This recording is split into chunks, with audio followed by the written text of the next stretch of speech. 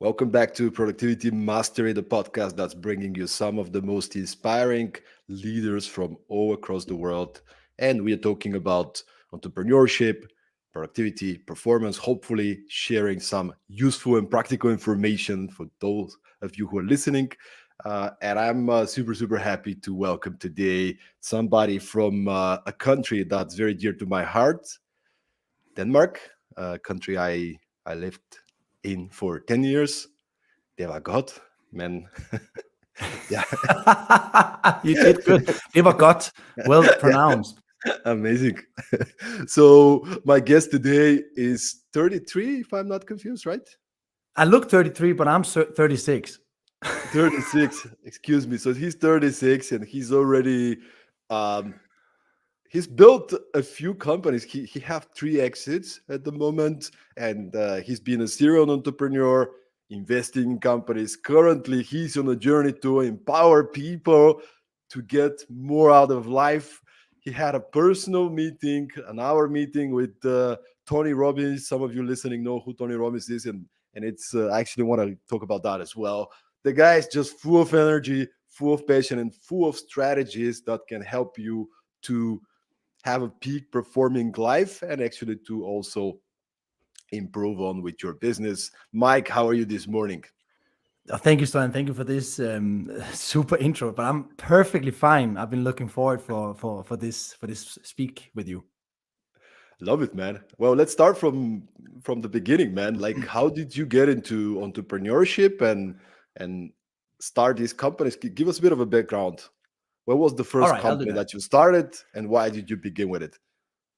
Yeah, sure. So the first company I've built is the fashion platform, which is some kind of a, if you know Farfetch, it's the same concept, just with goods that is not so exclusive.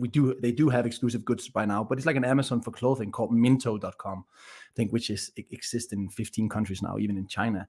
So the way I got into that was it's a typical story. I was in I think it's high school or gymnasium, you say that in Denmark. And there was this competition at that time. I was 16 years old. There was the competition where you could use some of your teachings from the school to kind of build your own business idea. And with that business idea, you had to go to pitch the bank to sponsor you with 400 euros. And if they allowed that, you got 400 euros, and now you should see what you could create with that. And then you build the business plan. You try to go as far as you can, and you enter a lot of competitions, local, and then if you go on from that, you go for national and so on. And that was where the idea was born for Miinto, which was together with me and my childhood friend Conrad, who is today still the CEO of the company. I think Miinto is doing 250 million euros a year right now. So he's sitting on a big position, Conrad. Yeah. So I did that idea. I went off from the high school or gymnasium to being an auditor. I was sitting with numbers. I thought it would look so sexy by walking with a shirt on. Everyone was stylish. It like it's taken out of the Suits, the serial, the TV serial, the Suits. And I was there for 6 months, and I decided that was not me. So I went to Copenhagen from Odense, where I lived overnight. Had no work, no job, just went there. I knew that in Odense there was not so many opportunities, so I went there overnight, took a job as a mobile phone salesperson. I was just selling mobile phones, waiting for getting into on Copenhagen Business School. And at the same time, it was a lot of things going on. I took a job as a bartender because I needed friends, and the best way to meet a lot of people is getting a bartender job, right? So I was a bartender. I was getting into my study on CBS. And before I look around, I got offered a job as the manager of this nightclub. And at that time, I was very young, but that was a cool position. Ooh, what should I do? And at the same time, while I'm doing this, managing this nightclub, while doing my study, my childhood friend, Conrad, he calls me and said, Mike, you remember that idea we had in the high school? I said, yeah. And I was busy up until under my nose. He said, do you want to do that with me? Should we do that together? I said, yeah, fuck yeah, let's do that. Let's go. And we went together. We put together a business plan. We went down to the bank and I borrowed all the money I could. Conrad, he had some savings. I didn't. And we started. And before we looked around, we tried to hit the streets. And the concept is that when you buy stuff on Miinto, it comes from local brick and mortar shops. So we don't have any stock. So Miinto is a big collective of fashion shops that is an order system. So if you go in on the website, it looks just like Zalando, but we don't have the stock. It comes from local shops. So we went out there, but we couldn't make it work. Our money didn't make it last. But we hit it hard, and I was studying more or less. I was working as a nightclub manager full time, and this happened. And then suddenly I got an invitation from the owner of this nightclub, and he was one of the owners of 56 nightclubs in Denmark, and also one of the seed investors in Just Eat, which is one of the largest food ordering platforms. And he said, "Come to Miami, Mike. You know, you did a really good job with this nightclub." And I said, "Yes, I'm going to Miami." This was in 2008, in the beginning of 2008. And in Miami, he shows me at that time he just exited Just Eat, so his pockets was loaded. So his lifestyle was amazing to meet. You know, I was just like blown away by sailing on a boat, driving in nice cars, and I was like, "Wow, I want to be like that guy." And his energy was amazing. His name is Karsten, a Danish guy as well. And Carsten, he says, "Mike, listen, after 9 days in Miami, I want you to be the head person for me to open up nightclub concepts, because what you did on my nightclub was so, I turned it from zero to a big business in a short time." And I looked him in the eyes and said, "No, I can't do that." He said, "What?" You have to imagine this is a guy who, like, he had a huge amount of power and inspiration for me. And I just said, blanked out. I said, "No." I said, why not? I said, "Listen, I have this business idea, and I think I want to go back studying to figure out how I can finance it." He said, "What is that idea?" And I said, "Well, okay, I explained it to him." And before I looked around, he said, "That's great. So that's Just Eat, like, just for clothing." I said, "Yeah. I said, "That's exactly what it is." And yeah, he threw 100,000 euros after me, together with Jesper Buch, who is the founder of Just Eat. And 2009, we went full time. So that was the beginning of Miinto. Me and Conrad, we quit everything we had and just went hard on it. So that's how I got into it, into the business. I want to stop you here for a second. So, what did you learn from being around these people? Because obviously they were not just investors, right? Like, they were probably people that you can follow or maybe get some advice. What were some of the key lessons from these experienced and successful entrepreneurs? Yeah, that was the all-in mentality. So when you go for something, you just go solely for that. Like, you cannot have so in the beginning, because we didn't get so much salary, I started selling sausages on 7-Eleven in the night just to get money, because I usually had more money as a nightclub manager than I did in Minto. And they said, that's not going to work. In the nights, if you want to work in the night, you work on this, because that's the only way that you can get your salary up and get the valuation up. And I said, okay. So that was one of my lessons, that one focus, like all in, like you take everything you have and you jump into it. Another lesson was planning, like plan your weeks, plan your days, have a vision, figure out where you want to go. And at that time I was very young. I didn't know anything. You know, I was just a guy who could really work hard, but I didn't work smart. And then I also learned about persistency, tenacity. You know, in hard times, you know, that's where you really see the difference of those who make it or those who don't make it. And they told me about hard times they had, and they made me look like a little fart. You know, okay, the hard times I had compared to what they went through made me inspired. Say, okay, if they can do it, I can do it. So they inspired me to work hard, focus on one thing, and literally say no to everything that came, even women, even friends, even, you know, I took a decision just to, oh, this is what I'm gonna put into it. And that was the early lessons. Of course, I've learned a lot more by them in the times that we have today, which is how to handle teams, how to inspire people. Carsten was very inspiring. He was very good at inspiring me, and he taught me how to make a team go in the same direction as me with the vision, without feeling that they were left behind. You know, like feeling they're part of something bigger, and that really taught me a lot, by being with Jesper and Carsten. Absolutely. So, can you give us a kind of a perspective? Like, how often did you meet them? Was that like kind of a, I have a monthly or quarterly meeting, or would you call them when you get in trouble? Like, what was your relationship with them? So Carsten was super generous.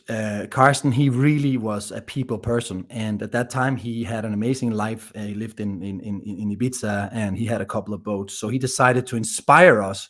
So he decided to take us down there 4 times a year, and we spent 2.5 days there. We called it world meetings. And listen, we were not many people. We were just me and Conrad and the developer, but it was called world meetings, and we came there 4 times year, and we were working on the strategy and so on. And as the team grew, Carsten kept doing that concept. So until we grew until 100 employees, we took the C-level leaders down to Carsten, and we had events down there. So they really inspired us. So Carsten was available. Jesper was very available as well. So we talked with them weekly. They were very closely connected to us. So they were extremely good angel investors, and we are very close friends today. Are they like that today as well? Like when they invest in something, they actually, they're part of it. They're not just throwing some money, or now it's kind of difficult because they have too much going on. Yeah, I think they have too much going on, but they have a few projects that speaks to their heart. There, I think they involve themselves a lot because it fuels them with energy, right? So I know that Carsten, he runs one of the largest boat renting companies or yacht renting companies, Smart Charter Ibiza, and he's very involved because he loves that. He loves to go out and purchase a boat, make it worth more, and he's a true old school buy and sell type of person. So he's very involved in that, and also he loves to be in the water. So I think Jesper, he got really famous in Denmark the last 7 years because of the Lion's Dent TV show, and he has a lot of investments. And I don't know how much he is involved, but he cannot not involve himself because he's very hands on. So I'm pretty sure that they are getting some good learnings from Jesper very close up still. So how long did it take for you to grow the company to 100 people? That was around. That took us around 4 years. We started 2009, 2010 we opened up in Norway, 2011 we opened up in Sweden, and I left Denmark. So after 2 years, I was the one who went to Sweden to build the company. In 2012, we got the first venture capital investment, which were around 5 million euros, and then it took off. We started to hire people, and we started to open up in Netherlands, and we started to open up in Spain, in England, in America, and I was the one flying around in all these countries. So I literally was on a flight 2 times a week, and then we grew to 100 people really quick. And how was that, man? Because I think many people probably listening now is like, yeah, having the life, he's flying around, traveling all these countries, but I can imagine how much you had on your plate and how many Yeah. responsibilities and stress. So talk to me about that, like, but the real stuff, like, was it difficult? How did you manage to go through these high intensity periods with a lot of travel? Yeah, so let's say being 100 employees puts a lot of financial pressure on you. So we were many times on the edge of not having any money, but luckily our investors, they were willing to put in the cash, but that was very stressful. But I burned out. I got a heavy amount of stress in 2014. And I was literally sitting on a flight. And this is a story. I wrote a book called Start with the Habits. It's Danish though, but in that book I Oh, also that's in explained this. Danish. Tell us the name in Danish. Begynd med vanerne. Start with the habits. Yeah. Okay. And so in 2014 I'm sitting on this flight, and that was like breakfast for me, and I'm sitting there and suddenly I can't remember where I'm going. I was like, that happens sometimes because I was so often on a flight I couldn't remember. Like I woke up in a new city and I didn't know where I was, and that annoyed me because I needed to know where I was going, because I needed to know what should I prepare, what team am I meeting now.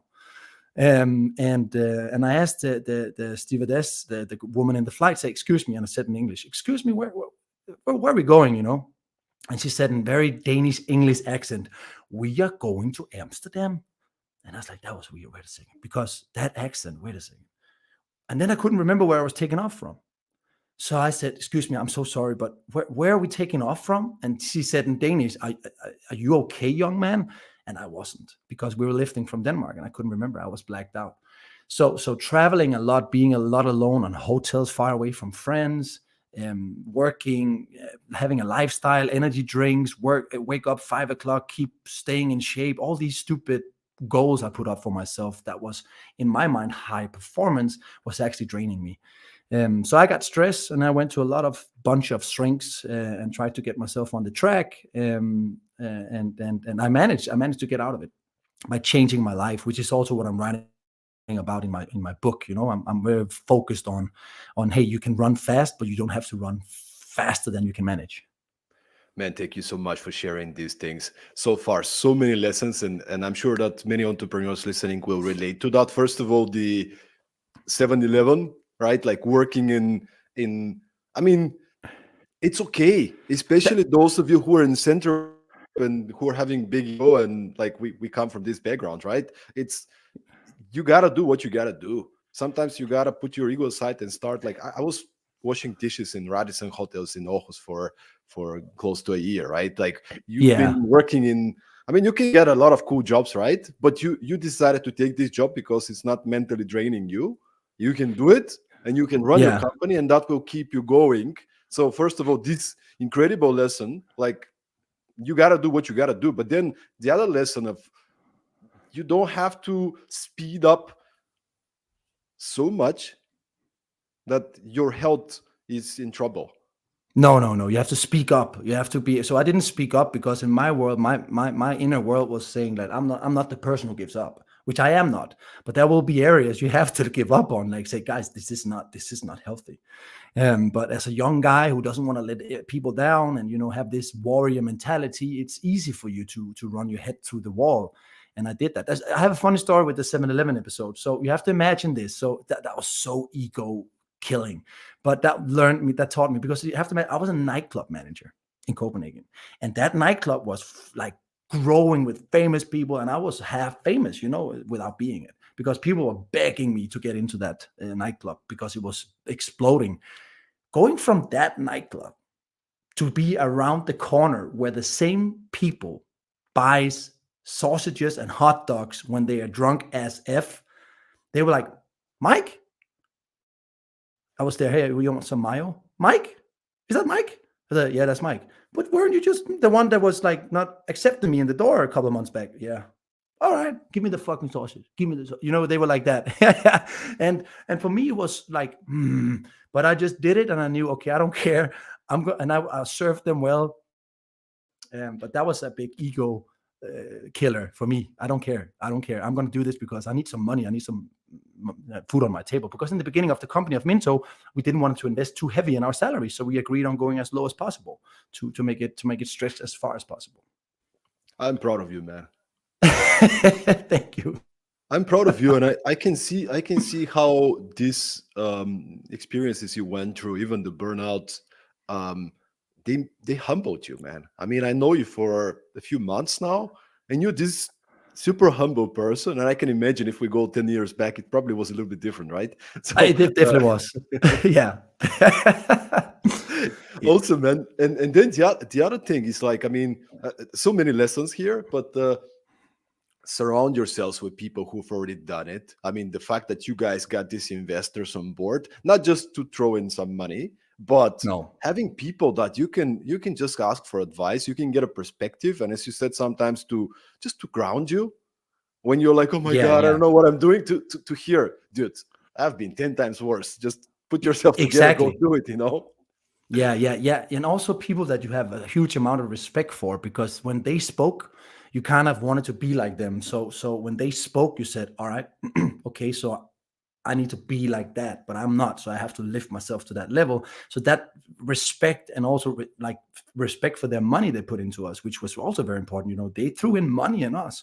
So I'm not going to let people down that throw money in me. And I have that, I have that attitude. If someone invested in me, I'm going to make sure that investment is the best investment they have ever done.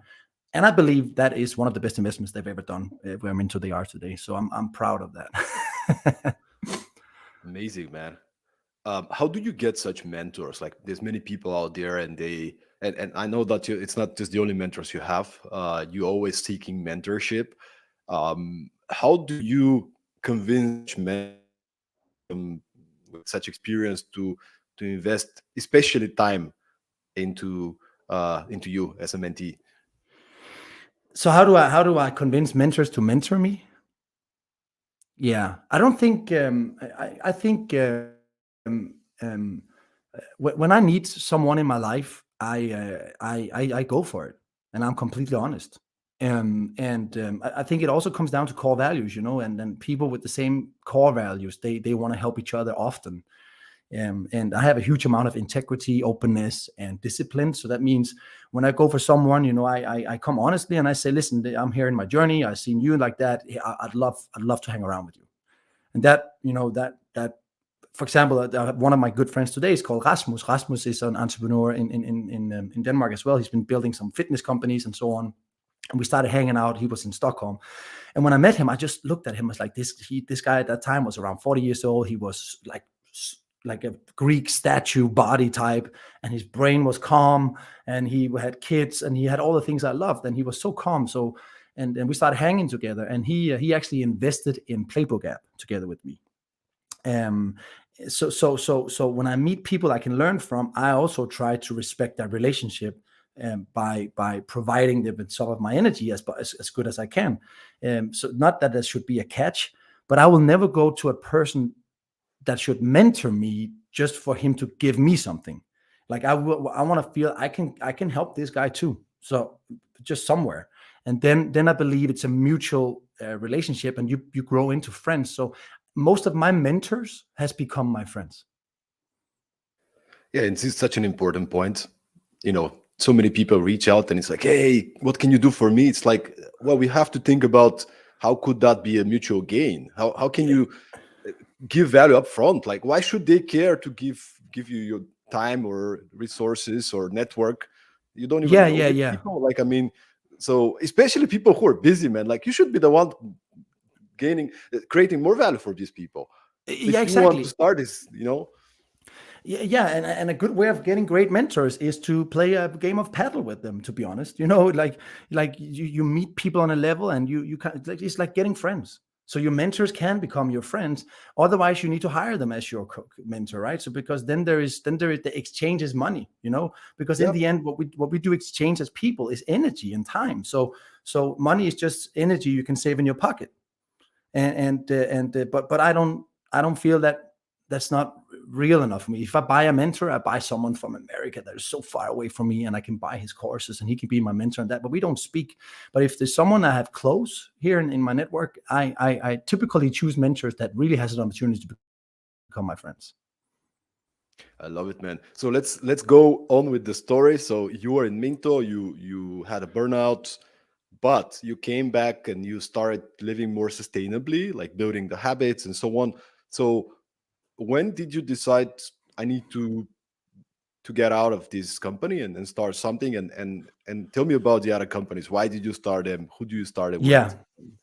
Yeah, so back to the story. So I was traveling in a 4-year period a lot, and I was living in New York, I was living in Miami, I was living in Madrid, I was living in Dublin, I was living in Amsterdam, I was living everywhere. But I spent a lot of time in New York. So what happened was that at some point when I got this stress and I came through my own development, figuring out what is my external need, I demanded from the board of the company to put me in one spot. I need to build roots now. Like I'm done flying around. I'm done not having friends I can call. I'm tired of not knowing the face of the person in the grocery shop. I'm tired. I need some home feeling.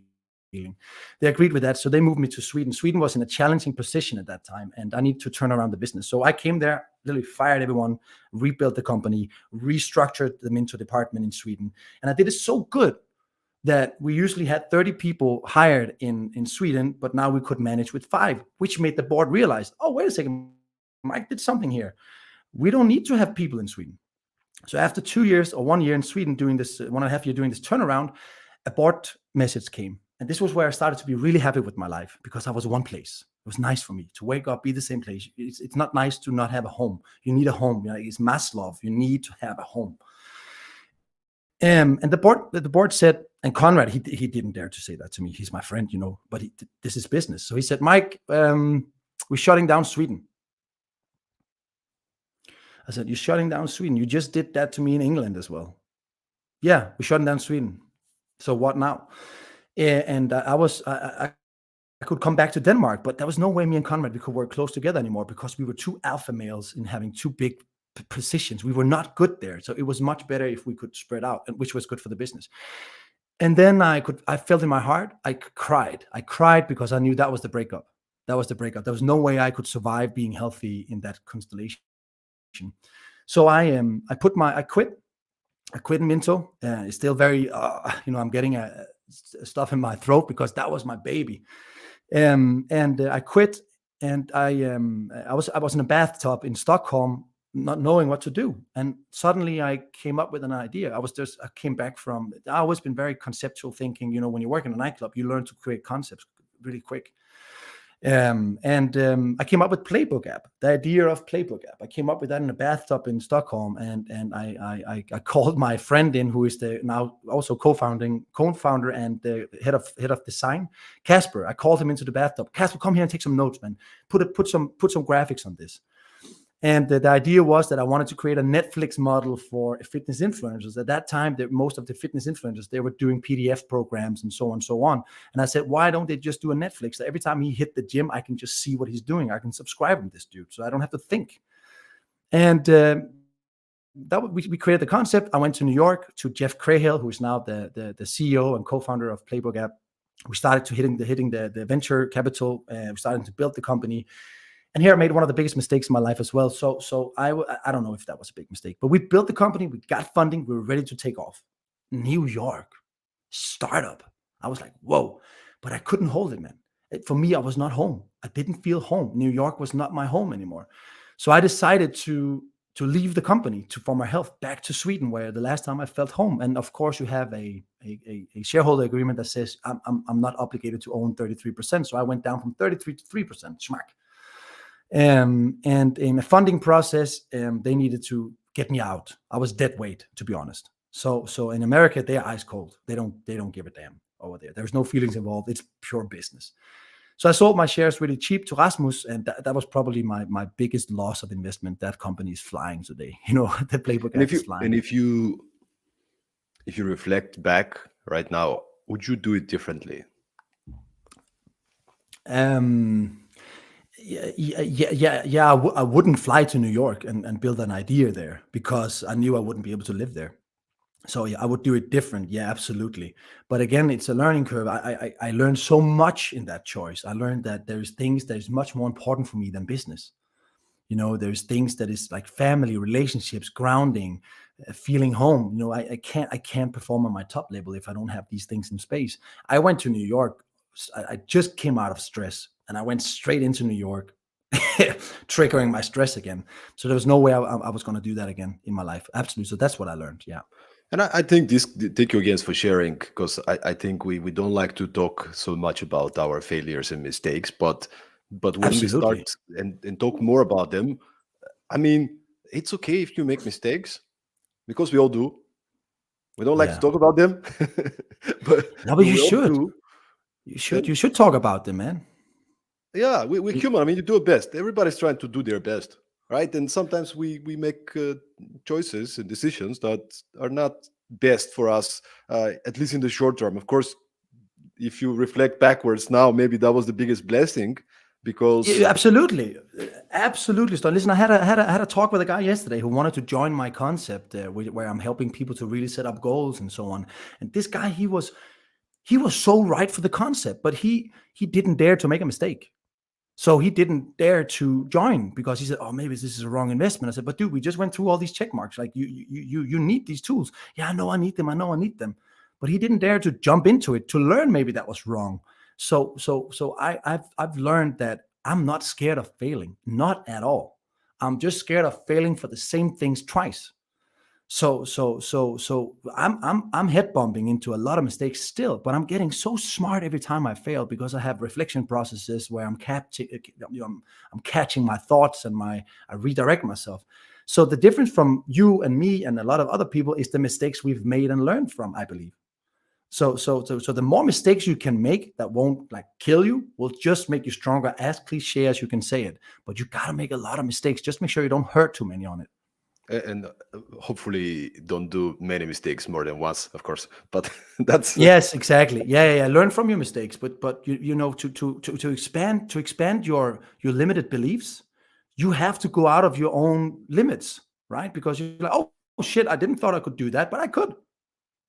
Definitely, man. Yeah. Man, I want to continue with the story because it's super interesting. So okay, Let's go again. So you got this burnout. You start this company. It's smashing it, but now you have to leave because you can't stay in New York. You come back to Sweden.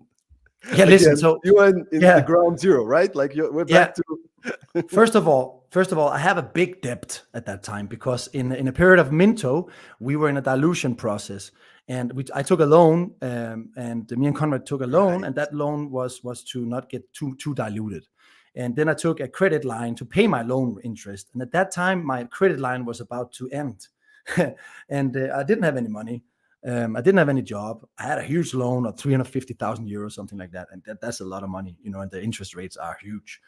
And I'm on this flight. There's Wi-Fi on this flight, and I don't know what to do. I'm on my way to Stockholm. There's only one guy I know in Stockholm. This guy, his name is Eric, and I write Eric. I said, Eric, listen, I'm coming from New York. I have no idea what to do, but don't you have anything we could do together? Because I don't know how it is to be an employee. I've never been an employee. Last time I was an employee, well, I was on a nightclub, and I wasn't really an employee. 7-Eleven. Yeah, yeah, exactly. And I wouldn't fit in for that. I'd probably make a lot of mess. So he said, "Yeah, I got this new idea. It's called this, and that." I said, "Fucking fine, man. Let's do it." I had no idea what he talked about, but I just said, "Great, let's go." That was Ocast. So I came to Stockholm, having a meeting with Eric, and at the first meeting, I didn't really get it, but I felt Eric's passion. I said, "Oh, that's what I like." So I said, "Okay, let's do it." So we agreed. I joined the company for a super low salary, and I was so nervous for my interest rate. But we started grinding with Ocast, and What is with Ocast? Give us a bit of a yeah, Ocast is a marketplace for traditional media. So the challenge there is out there is that if you want to market yourself in traditional media such as outdoors, radios, podcasts, could you say that's not traditional, but magazines, newspapers, websites, and so on.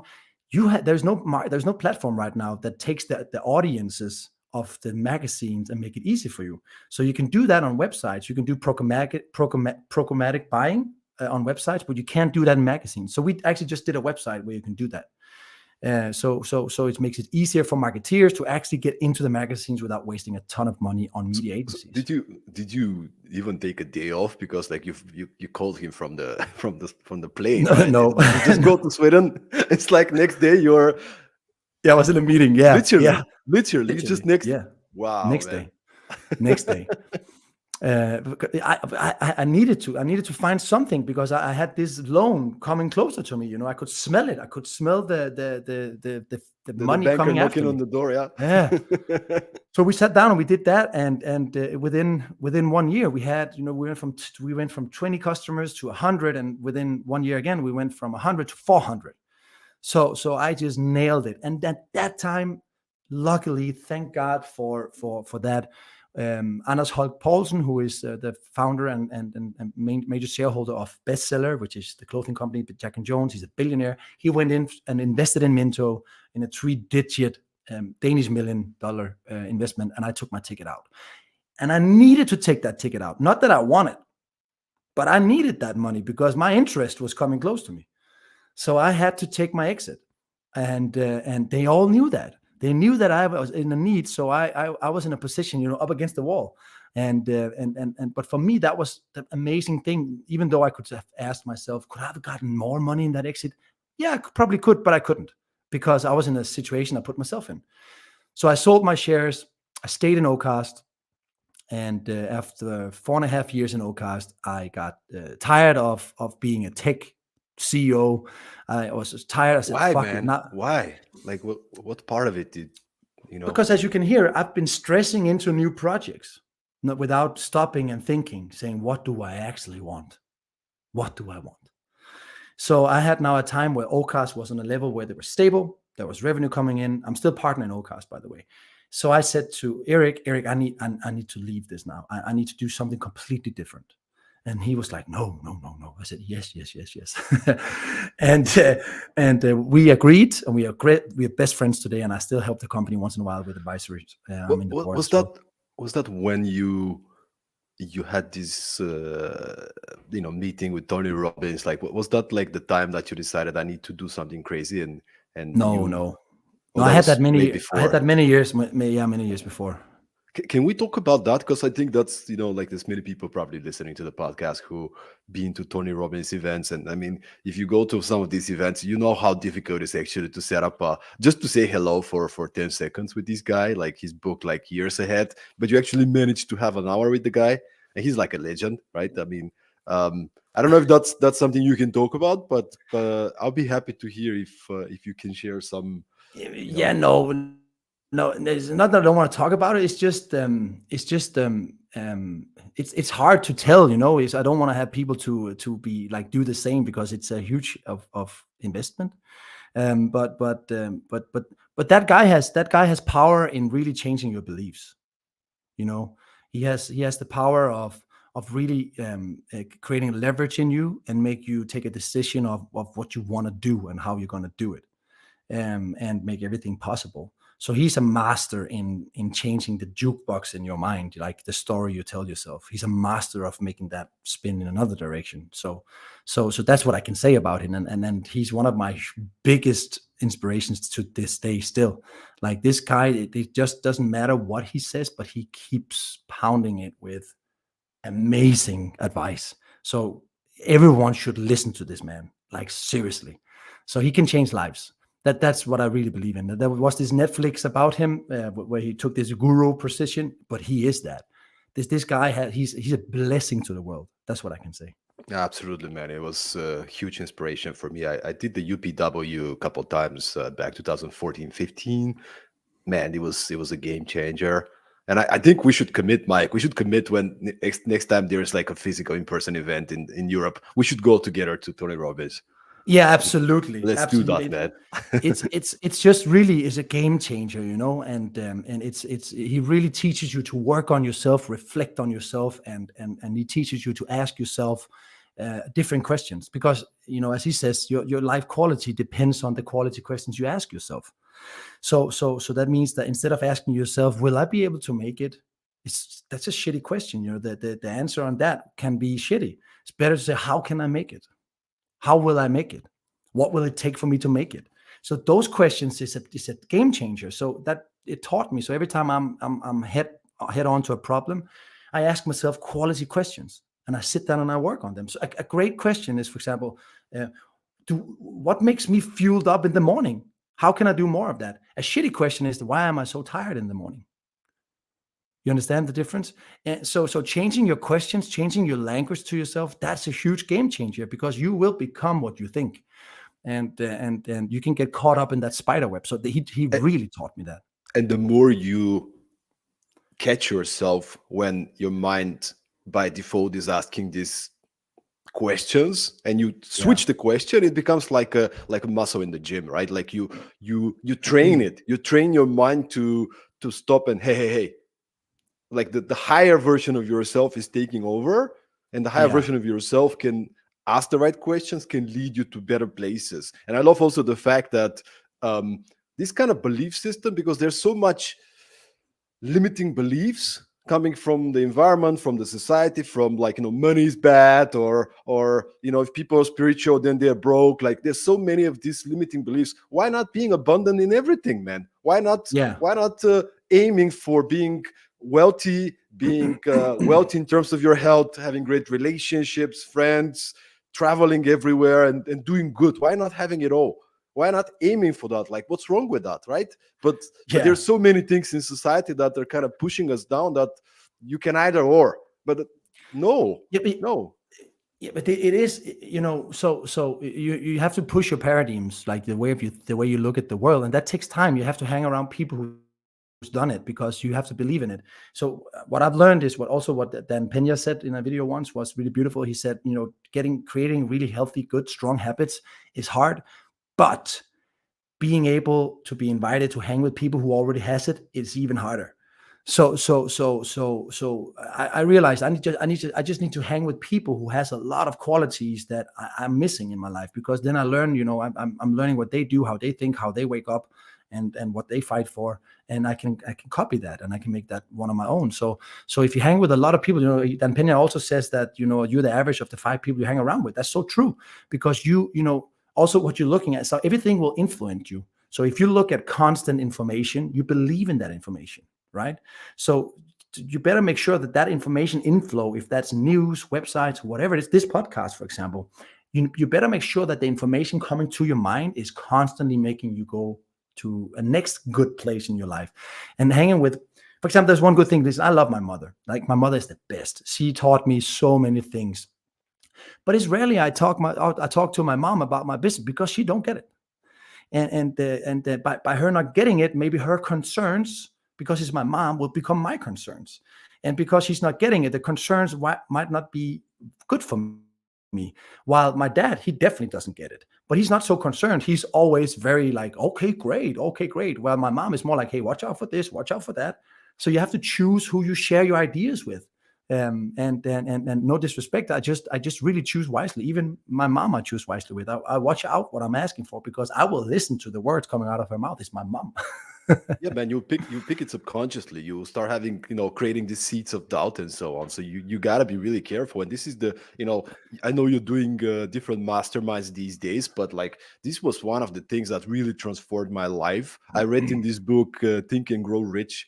I don't know, like 10 years ago. I read this concept of masterminding, and very naively, started setting up my mastermind groups in Denmark first. In person with the high level people from the Tony Robbins communities, and then I will start choosing mastermind groups on specific topics, like let's say entrepreneurship. Then I'll Yeah, invite some entrepreneurs that are way ahead of me in terms of years of experience. We'll meet yeah, together, we'll share our challenges, we'll share our success, we'll challenge each other. And it became like a habit. And in 2018, 19, we started organizing this with more like as a product, organizing this mastermind retreats where we bring speakers, we bring people from all around the world, and we come together for 7 days, man. And we'll do this I've seen that. hot seats where, like, but you can't explain that with words, man. Like No. everybody cried, man. Everybody Wow. cried during this week. Like, you cannot cry because you get real, you get into this safe space, and everybody's there to learn, to grow. Everybody's like ambitious with, positive. So we're there to help each other. So when you start sharing the concept of the hot seat, right? Like, you sit on the hot Yeah. seat because you Oh, open up and you share yeah. something that you're struggling with. Sometimes people are like, That's wow, tough. this guy's smashing it. I didn't know, right?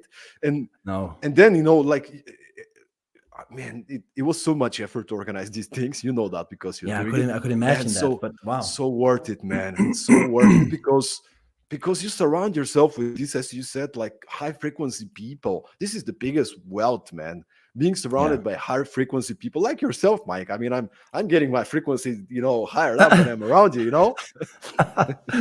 So, but tell But me, that's right. tell That's me so true. tell me about. I wanna go with the story, because, like, okay, now you are like, okay, Eric, I'm out, and he says no, and you said yes. So now you're like, Yeah. did you actually decided to make a pause finally before you jump Yeah. into the So next thing? yeah, correct. So what I decided was to listen to my heart and what do I wanted. And at that time, I realized that I had an Instagram at that time with 30,000 followers on my own name. But at that Instagram, that wasn't me. That was not me. That was me talking stuff. I believe people had an image. That was my own limited belief. But I was talking stuff that people wanted to see, I believe, like this success and this success and this success. But there were small things when I started to do a little bit small change, when I started about, okay, I'm going to have a tough day, but this is what I do when I have a tough day. And so I decided to create a new Instagram. And that was before I quit my job in Ocas. And that Instagram, I called it Too Busy to Be Fit. And because everyone says they're too busy, but being fit can be mentally fit and physically fit. That's a big part of your health. And that grew. Then Instagram grew. And at that time, I also had helped Rasmus, my friend, doing a due diligence on a huge company in Denmark today called Lenus. They got the biggest Series A investment. And so I did a due diligence for Rasmus before they got so big. And I knew that was a platform where coaches could leverage their work. And I started to get a lot of requests on my new Instagram. Hey, can you help me? Can you help me? Can you help me? And that's where I knew that's what I want to do. I want to help people. I want to help people. I want to help people, get in shape, get better every day. I want to help people like I've helped myself, because it really worked. So I quit OCAST and I decided to open up and jump in with both feet as an online coach. And I wanted to use my behavior design approach. And not a typical, here's your food diet plan, here's your training program. That of course that has to come, but it's more like, if people have a problem at home, I knew I could solve it, because it's all about how you design your environment. Like, do you prime your fridge for success or for failure? If you open up your fridge, it's full of sauce, it's full of chocolate, all your temptations in there. Well, that's a failure. So let me help you prime your environment. So I did that. And that turned into a booming company. First year, we did a revenue on around 1 million euro, and I hired people. And the second year, again, we did a huge revenue. And then in that business, I was met with a lot of resistance because I didn't have an education within health, but I had hired people underneath me that had it. So for me, I was a business guy. Listen, I don't have the education, but my colleagues has education. So what's wrong with that? So there was a shitstorm in Denmark where they said, because between online there's a lot of assholes out there who do not treat people good, and that's a shame. But because when you are one of the front runners, you're the one who gets the hit, and I got hit by it, and I just decided, Really, man? that yeah, I got hit by it. Was that a media thing? Like it was. No, so there was two people who built an Instagram that was just there to really promote the negatives of online coaching, and I got. So they featured you. They featured you. They featured me. But I took the charlatan who's kind of. Yeah, I was the asshole. I turned into be the asshole, but I was like, look at my Trustpilot. I have 330 people saying 4.6 stars. Like, what do you mean? But I realized that. So I saw. I took them to court because for me, I have a huge value also is justice. Wow, and man. I knew that I think there was 7-10 people who did not lose weight when they were in my course. There's plenty more because it's up to you. You get the tools, you make them work. It doesn't always work for you at the way you are. But I knew that when some of those stories were posted, first of all, we couldn't see who was writing it, so you didn't have any due diligence to see if you actually made a mistake. But a lot of these things that came out there, I was like, wait a second, that's not true. That's not true. So I decided to throw them into court because I realized that these two people who made this website, they were in the same industry. You can't create a hating site if you're BMW to Mercedes. So I took them to court because I wanted to see who was writing that. That was actually my main purpose. I wanted to see who is writing that, to see, is that true? Because if that's true, I'm so sorry, but I want to see if it's true. And the only way I could do that was by going to court, because then you have you have to open up everything. So I managed to win the lawsuit, and they had to close it down because the Danish law system realized that what they were doing was completely illegal and very wrong. It ended up with them actually editing the texts and forcing the people to say something bad about you, at some cases, with me at least. So I don't know about the others, but I decided that's not a business I want to be in. I simply don't want to be in a business. So did you find out who were the people writing, but they were kind of more like forced to say something bad, or no? Yeah. So I figured out that there was a few cases of those that they wanted to bring into court to the highlight of the court, and we got the opportunity to see who it was and go through the chats we've had with the clients, and it did not correlate at all with what was being said on the Instagram. So there was a directly lie.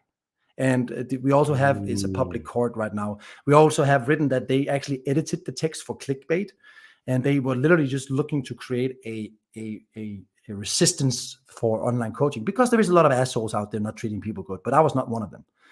So we ended up winning the lawsuit, and I took a decision. Listen, first of all, the lawsuit was super expensive and it's so energy draining. And if I'm in a business where people do not like the service I'm doing, why should I be there? So I didn't have anything to fight for. And I was also not in my home court. My home court is goal setting.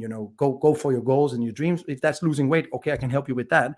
But I decided to go back on my court where people cannot say, I don't have an education, even though I do have a small behavior design education, which should be enough. And I had a lot of people hired. So I stopped that helping, and I managed to help 4,000 people, and I wrote a book. Because I said things so many times, and I just decided. Say the name once again. Say the name once again. Begyn med vanerne. Yeah. Nice. So the road to a healthier, happier, and more efficient edition of yourself. But anyway, and then I took a break of that in January. I said, okay, that was it. Thank God I won the lawsuit. I knew I was right. Let's now calm down. But then, again, Mike's brain came up, and I was down working out. I was down in Spain working out my leg. Next day. Yeah, no, 1 week later or something like that.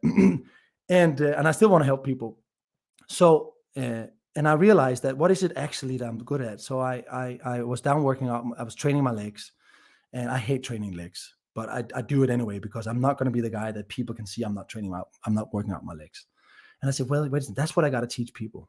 I got to teach people to go through things they might don't want to do, but they need to do it to get where they want to be. And I need to teach people with my behavior design. And wait a second, I have so much experience with coaching.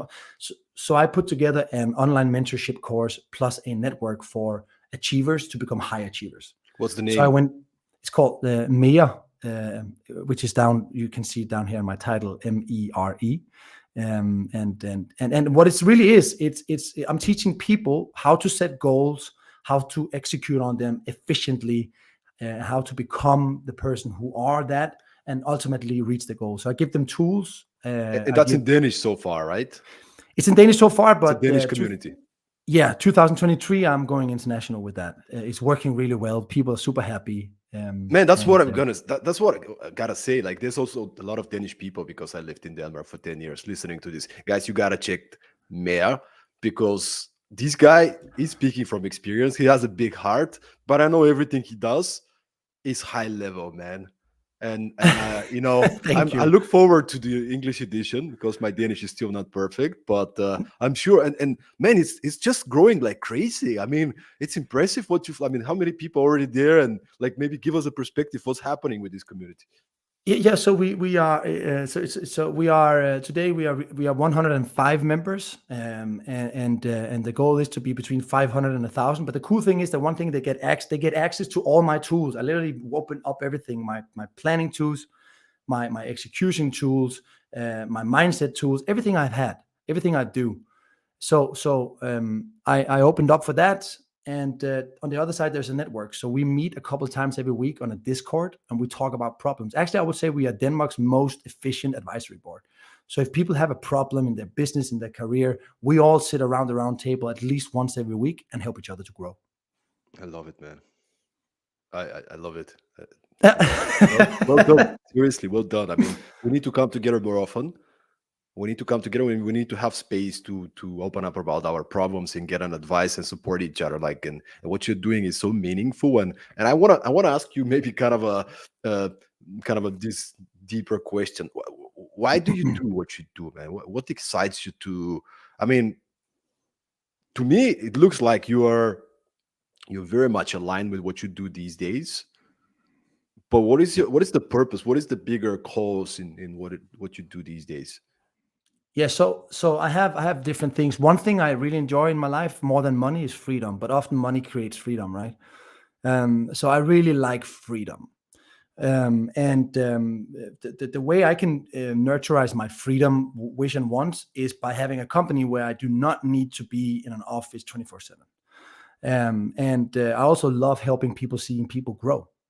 And by combining those two, I found the solution now. I can do an online mentorship course where I can be wherever I want, whenever I want. Of course, I do have some fixed times I need to be, and that's why I'm doing what I'm doing. I'm literally just trying to reach my goals, which is be totally free and can work where I want to work, when I want to work, and still help people. So that's what I'm doing, and I love traveling. I love giving seminars. I love helping people, but I also like being free. So this way of working and this concept really gives me that. It provides me with what I need and want. So what's the next steps? Like, you're focusing on the community. Do you want to focus on your career as an international speaker more, and travel and those seminars, workshops, work with companies? Like, there's so many Yeah. directions, right? What's the next step? I know there's many things you can do, but what is the next step? So the next step for me right now is definitely to come out. I have a new seminar I created, which is how to design your life for optimal performance. So that's the next thing. I'm going to launch that next week. And the next step is That's in to Danish. to that will, it can be in English too, but right now I'm very well connected in Denmark. So that's the next step. Next step after that is to make my concept and my knowledge English, and then go into the international scene. And then I would love to write. I'm writing one more book as we speak, together with a childhood friend. So I just What love to was the be a name? What's the messenger. topic? What's the Yeah, topic? we're not sure about the name yet, but it's from performer to high performer. So we want to interview a lot of people who That's is a and nice have been title, through. man. That's a nice Yeah. title in English, at least. Yeah. Hey, let Um, me know when I can pre-order, man. Yeah. Hope it's Thank gonna you, be. Star. And Hope it's gonna you're be in so English cool, though. man. Yeah, Hope yeah. it's gonna be in We'll English. definitely go for English also. Definitely at the same time. We're probably gonna print it ourselves. I want to be the Uh, first to get a signed copy. all right. Send me the Revolut account. I want to pre-order the copy, man. Yeah, you got it, I'll be man. the You got first. it. I'll No, be the first. I get it to you. I promise you. No. Send me the Revolut. I want to buy it. I know it's gonna be a good book. Anyway, I love that, man. I love that. From performer to peak performer. It's a great Yeah, title, man. yeah. We're trying. We're trying. So And next maybe, step for me is, yeah. yeah. No, sorry. No. Go ahead. Go ahead. Yeah, the next step for me is just to be. I just really want to nurturize me, trying to give the message to people where they are, try to help them out from the challenges. Because one thing that's also really nice, I like to learn, and when you teach people, you learn a lot more than just teaching yourself. So I'm growing faster than ever because I have the responsibility of growing other people.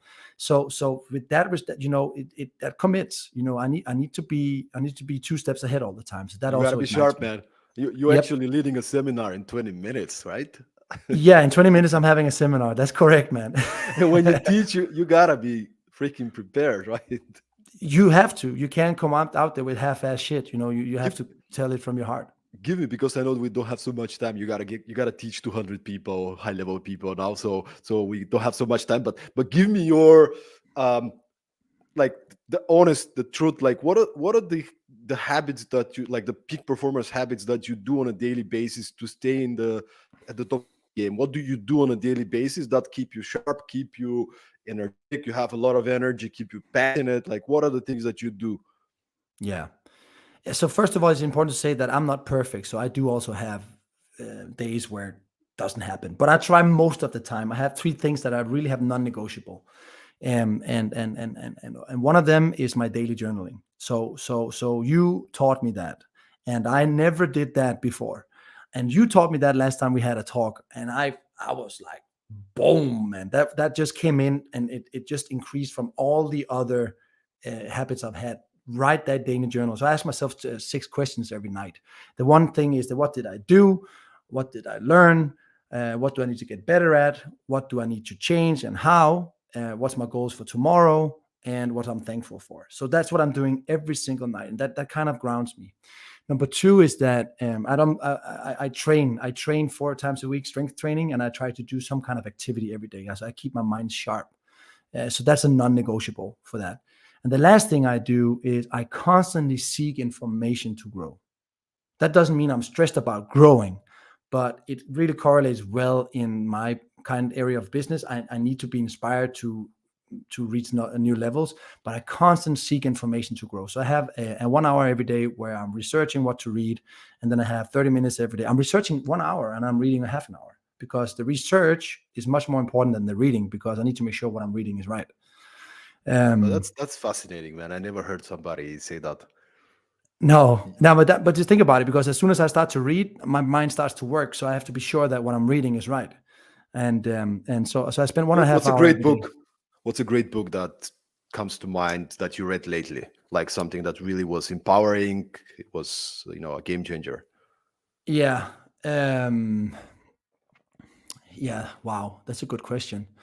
I would say I reread this book. So I think I did that lately one more time, which is actually is Brian Tracy, No Excuses. That was a really good book I love that one, man. to The power of yeah, self confidence, power self discipline, self discipline. yeah, exactly. Yeah, Ah, that that's was a a good one, really man. That's a good one, uh, man. that structures you up. So that I reread that. I think that's probably one of the best, and I read it one more time before. That's probably one of the best books I've read. What a legend, man. Brian Tracy. We should get Yeah, Brian Tracy, man, to your Spanish retreat. We should get Brian Tracy, man. I would die. I would die I would be like starstruck. Love it, man. Awesome, awesome, man. So okay, podcasts, those kind of things. Do you listen to podcasts, audiobooks, and would you recommend any other podcasts that you listen to stay again to keep your mind in the positive? To be fairly honest, I do have podcasts that I think is great, but I do not listen so much at the time. I do not have the time for. I read a lot right now, So because the reason why I'm reading is because I'm working with the reading stuff. And podcast is hard for me to work with. Podcast is good information, but I really want the information to become actions in my life, and I have a hard time doing that with podcasts. So I So don't you listen to don't you any. don't listen to podcasts and audiobooks when you're in the gym, for example. No, no, no, no, no, definitely not, definitely not. And the reason why I'm not doing that is because that won't give me the best and most out of my gym session. So I need to have one single focus and be in a peak state. So if I want to really develop myself in the gym, I need to be focusing on the gym. It's hard to do two cognitive function at the same time. So if I'm listening to a podcast and training, I'm kind of multitasking in a way, and that's not good. So I rather want to have music that just put me in a higher state of my gym. But if I should listen to a podcast, I would say what's it called, the CEO? What's it called? The Diary of a CEO. Yeah, The the Diary of a Stephen CEO. Bartlett. Yeah, exactly. That He's a podcast great is guy. amazing. Yeah, Yeah, the guy is so well prepared, great questions, and excellent guests. Rich Roll's podcast is also amazing. A deep man. Rich Yeah, Roll. yeah, he's good. Yeah, yeah. Yeah, man.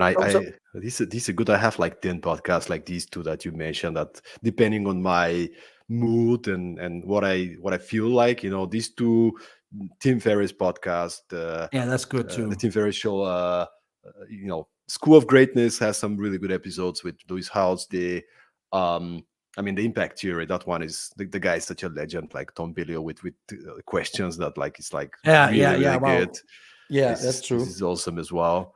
So anyway, Yeah. well, Mike, let's just wrap up this because you got to lead a session with 200 people, brother. Thanks, Final man. question, man. Yeah. What do you want to be remembered for?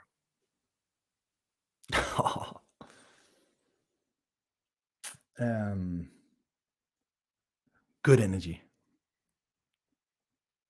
Good energy. That's what I want to be remembered for. The guy who had amazing energy.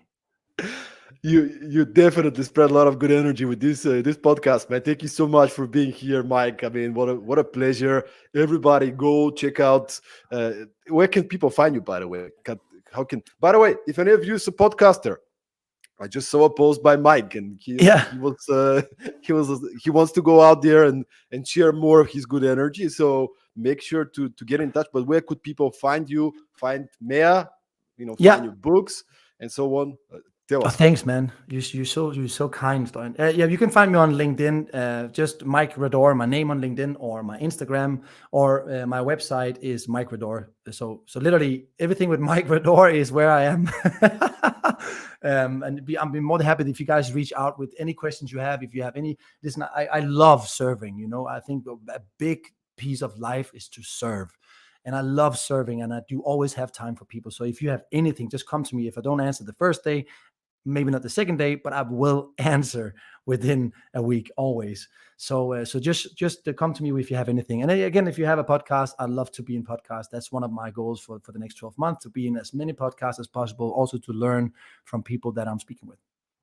I already have a few that I'll be happy to make introductions to, but let's talk about it afterwards. So thanks everybody for listening to this episode. I hope you enjoyed it. If you enjoyed it, make sure to share it with a friend, send the link, and obviously, if you haven't yet, feel free to subscribe to Productivity Mastery on Do Apple it. Podcast, Do it. YouTube, Spotify, and all major platforms. We really appreciate if you give us a review. That's the way we can reach even more people and excite even more people like Mike to be on the podcast. So hope everybody's having a great week Yeah, ahead. man. Stay productive, keep performing, Go and get it. Go get yeah, it, man, man. go get it. Thanks for being with us, guys. Thank you, guys.